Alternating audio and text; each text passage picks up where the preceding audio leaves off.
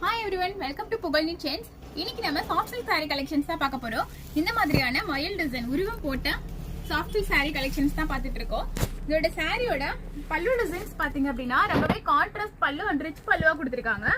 இந்த மாதிரி கிராண்டான பல்லு டிசைன்ஸ் வந்துரும். பல்லுவோட எண்டிங்ல உங்களுக்கு இந்த மாதிரியான ஒரு டசல்ஸ் ஒர்க்கோட கொடுத்திருவாங்க. இதோட பிளவுஸ் பாத்தீங்க அப்படின்னா வர்க்டு பிளவுஸ் தான் கொடுத்திருக்காங்க.